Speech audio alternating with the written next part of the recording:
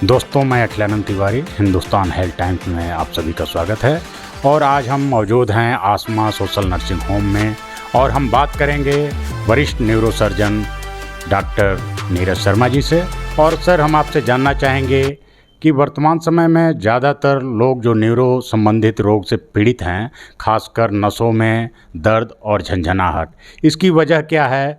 पैरों में, गर्दन में और बाहों में भी उनके दर्द होते हैं नस संबंधित। तो मैं इस पर विशेष रूप से आपसे जानना चाहूँगा कि इसकी वजह और इसकी शुरुआत कैसे होती है। नमस्ते। तो नसों का दर्द बहुत बहुत कॉमन टर्म है, जो कि सब लोग पेशेंट्स सबसे ज़्यादा तकलीफ़ में रहते हैं कि नस का दर्द होता क्या है। तो नस जैसे दो तरह की होती है हमारे शरीर में, एक ब्लड ले जाने वाली नस और एक जो ब्रेन और रीढ़ की हड्डी से नस निकलती है, उसका दर्द।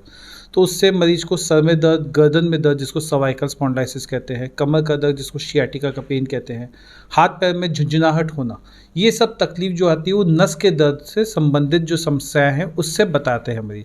तो ये कॉमन टर्म है, ये कोई टेक्निकल टर्म नहीं है। नस का दर्द जो होता है वो किसी भी कारण से हो सकता है। नस पे से परत हट जाना, उसके कारण से झुंझुनाहट, नस पे दबाव इसलिए नस वाला दर्द, करंट जैसा दर्द, सर में भारीपन बने रहना, गर्दन मोड़ने में तकलीफ होना, हाथ पैर में भारीपन, मोटापन होना, ये सब कॉमन समस्याएं हैं जो आप नर्व्स, नस के संबंधित में जोड़ सकते हैं। इसमें सर क्या मोटापा भी एक कारण है? बहुत बड़ा कारण है। अगर आप देखें कि शरीर में ब्रेन स्पाइन रिलेटेड या हार्ट रिलेटेड कोई भी बीमारी होती है, उसके 3 सबसे बड़े कारण अगर हम गिने तो सबसे पहला है ब्लड प्रेशर, शुगर और तीसरा ओबिसिटी। ओबिसिटी मतलब अपनी हाइट और एज के हिसाब से वेट अधिक होना। शरीर का स्पाइन जो होता है वो एक पर्टिकुलर वेट को ही संभालने के योग्य होता है, और जैसे जैसे आपका ओवर वेट होता है, आपका स्पाइन का यूज़ मिसयूज़ में बदल जाता है, तो हड्डियाँ और नस में बदलाव आना शुरू हो जाता है, जिसको स्पॉन्डालाइटिस या स्पॉन्डाइलोसिस कहते हैं। और फिर नसों में दर्द, झंझनाहट, अकड़न रहना, शरीर में कमजोरी रहना आदि इत्यादि पेशेंट बताते हैं।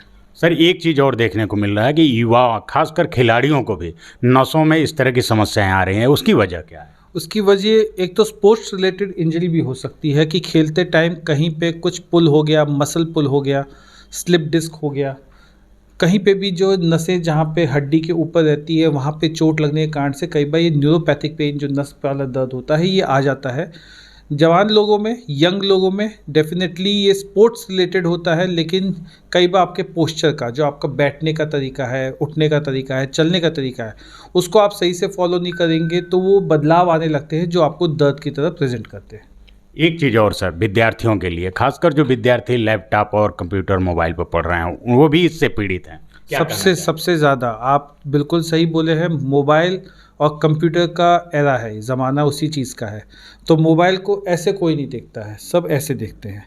तो ये गर्दन को आपने मोड़ा, हमारी स्पाइन जो है वो ऐसी होनी चाहिए, वो सीधी हो गई और उल्टा हो गया। तो इसके कारण से अब उस पर दबाव आने लग गया है। इसी के बाद में डिस्क आती है, वो डिस्क फटती है और आगे जाके सियाटिका या सर्वाइकल की दिक्कत से आता है। पोस्चर, हमारा गर्दन का पोस्चर, लंबे टाइम तक कैसे बैठ रहे हैं, रीढ़ की हड्डी पे प्रेशर कहाँ पड़ रहा है, तो ये सब मोबाइल और कंप्यूटर के एरा में थोड़ा बढ़ता जा रहा है। क्या इसमें आहार का भी कोई रोल है सर? डेफिनेटली जो हमारी नसें हैं उसकी परत को कंट्रोल करने के लिए कई विटामिन इन्वॉल्व होते हैं, vitamin B12, vitamin B complexes, pyridoxine etcetera, वो सब। तो आजकल का जो आहार है वो पहले वाले आहार से बदल गया है। आजकल फास्ट फूड का ज़माना आ गया है, न्यूट्रिशन वाला फूड कोई नहीं लेता है, खाते हैं जल्दी बन जाए जल्दी खा लें।